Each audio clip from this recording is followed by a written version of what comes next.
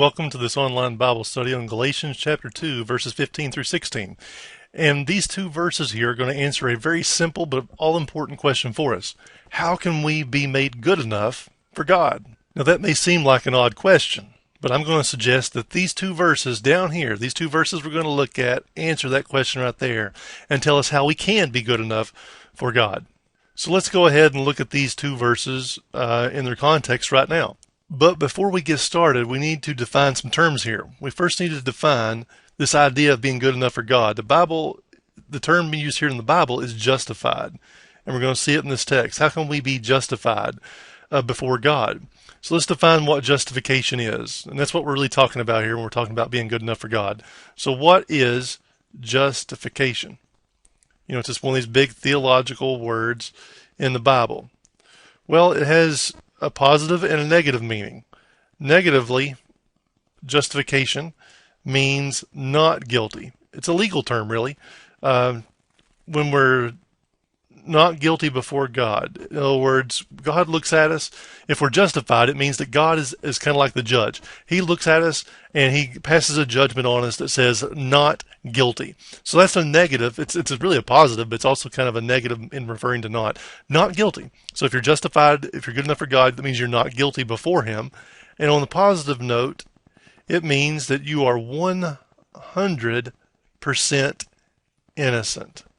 You know, it's not enough just to say you're not guilty, but it's also removing all connotations that you ever were guilty. In other words, you are 100% pure innocent. You never did anything wrong. You should have never been accused. You are innocent as a white dove. You are completely 100% not guilty, and you're 100% purely, completely, and totally innocent of all charges. So when we talk about being good enough for God, realize we're talking about justification here as well. So now let's turn our attention to the text. In the text here, let's start with verse 15. We who were Jews by birth and not sinful Gentiles. In the context here, Paul is talking about, in verse 15, he is going to be talking about unacceptable means of justification. These means are unacceptable. And he says two things are unacceptable. Number one, heritage or tradition. Your heritage and tradition is an unacceptable means of justification. Doesn't matter how much you've gone to church. It doesn't matter if you were raised in church. It doesn't matter in this particular context if you're a Jew. We who are Jews by birth, your heritage and how you were born, what country you belong to, and all that stuff, it doesn't matter. That doesn't make you acceptable before God. Your heritage or even the tradition you follow, the culture and all that stuff doesn't matter. Those are unacceptable means of being right with God. He's going to identify a second one. And not sinful Gentiles. Know that a person is not justified by works. In other words, another unacceptable mean of being right with God is what you do. You cannot be good enough. Your works and following the laws and trying to be a good boy or a good girl or a good man or woman, those things cannot save you. Those things cannot make you not guilty in God's presence. Those things cannot make you 100% innocent. Those are unacceptable means of trying to be good enough for God. But in verse 16, we're going to see something different. In verse 16, we're going to see Paul say three statements of things about justification. He's going to say three things that we need to learn about justification and how we can be acceptable to God. So let's look at verse 16. The first thing is, know that a person is not justified by works of the law, but by faith in Jesus Christ. So the first statement is general. The first thing he has to say about being justified or being right with God is not by works.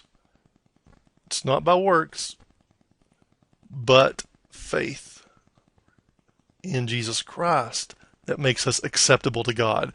As it says there, but by faith in Jesus. So that's the first general thing he says about how to be right with God. Then he moves on to a personal statement. So we too have put our faith in Christ Jesus that we may be justified by faith. He's saying something very personal here. He's saying that, my personal experience backs this up. My personal experience with Christ and salvation and being not guilty and 100% correct. I achieved this. When we achieved this, and all the followers of Jesus Christ achieved this on a personal basis. It's something we experience. It's something we know. It's something we feel. It's something we think and all that. So we too have put our faith in Christ Jesus, that we may be justified by faith in Christ and not by works. And then he goes on to say one other thing, one other statement about justification here that we can see in this text. He says it's a universal reality. It has a universal claim.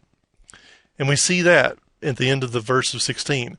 Justified by faith in Jesus Christ and not by works of the law, because by the works of the law, no one will be justified. So it's a universal way of being right with God. It's a universal justification because there is no other way.